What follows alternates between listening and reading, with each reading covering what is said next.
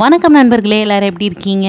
இன்றைக்கி நம்ம சேனலில் பார்த்தீங்கன்னா ரொம்பவே சிம்பிளான சொரக்காய் கூட்டு ரெசிபி தான் பார்க்க போகிறோம். யூஸ்வலாக இல்லாமல் நம்ம கல்யாண வீட்டு ஸ்டைலில் இந்த மாதிரி வெள்ளை கலரில் எப்படி கூட்டு வைக்கிறாங்க, அதே மாதிரி டேஸ்ட்டில் ரொம்பவே சூப்பராக ஈஸியாக பண்ணிடலாம். நம்ம அதை எப்படி செய்கிறது அப்படிங்கிறது தான் பார்க்க போகிறோம்.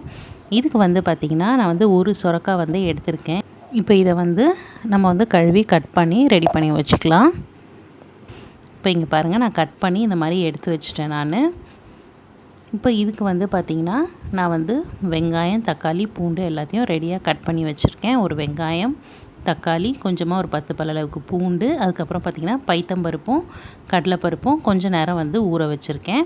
பைத்தம்பருப்பு ஊற வைக்கணுன்னு அவசியம் இல்லை, கழுவி எடுத்து வச்சுருந்தா போதும். ஸோ அந்த பைத்தம்பருப்பு, கடலைப்பருப்பு இதை நம்ம குக்கரில் சேர்த்துக்கலாம். கொஞ்சமாக தண்ணியை நான் ஏற்கனவே சேர்த்துருந்தேன்.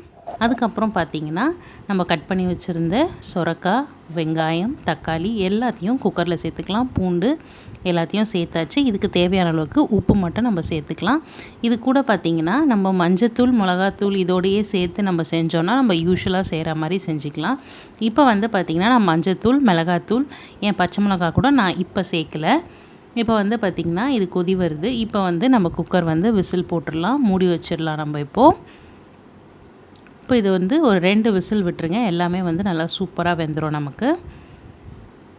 இப்போ ஒரு மிக்ஸி ஜாரில் 2 பச்சை மிளகாய் சேர்த்துருக்கேன் காரத்துக்கு ஏற்ற மாதிரி. அதுக்கப்புறம் ஒரு 4 கருவேப்பிலை சேர்த்துருக்கேன், வாசனை சூப்பராக இருக்கும்.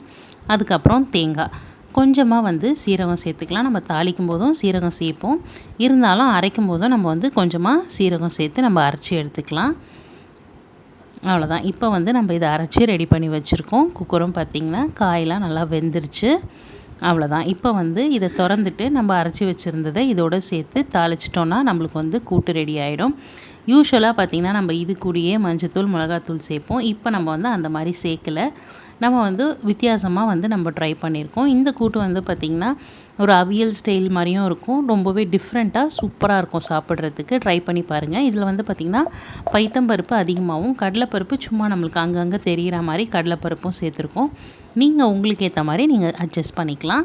இப்போ நம்ம அரைச்சி வச்சுருந்த பேஸ்ட்டையும் நம்ம இதோடு சேர்த்து நல்லா கலந்து விட்டுறலாம்.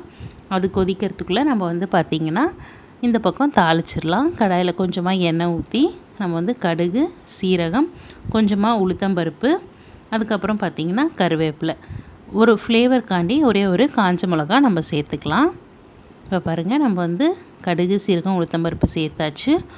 கொஞ்சமாக ஒரே ஒரு காஞ்ச மிளகா நம்ம இதில் சேர்த்துக்கலாம். அதோடய ஃப்ளேவர், அதோடய டேஸ்ட் நல்லா வாசனையாக நல்லாயிருக்கும். அதுக்காக ஒரே ஒரு காஞ்ச மிளகா நம்ம சேர்த்துக்கிறோம்.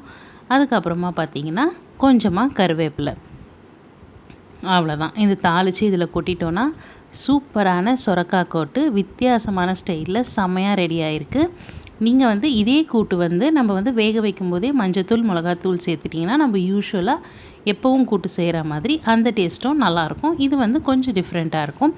இந்த மாதிரி எப்பவும் போல் இல்லாமல் இந்த மாதிரி ஒரு நாள் நீங்கள் ட்ரை பண்ணி பாருங்கள். இந்த வீடியோ உங்களுக்கு பிடிச்சிருந்ததுன்னா லைக் பண்ணுங்கள், உங்கள் ஃப்ரெண்ட்ஸ் அண்ட் ஃபேமிலியோட ஷேர் பண்ணுங்கள். மறக்காமல் நம்ம சேனலுக்கு சப்ஸ்கிரைப் பண்ணி எங்களுக்கு சப்போர்ட் பண்ணுங்கள். திரும்பவும் இதே மாதிரி ஒரு அட்டகாசமான வீடியோவில் உங்களை பார்க்குறேன். அது வரைக்கும் பாய்.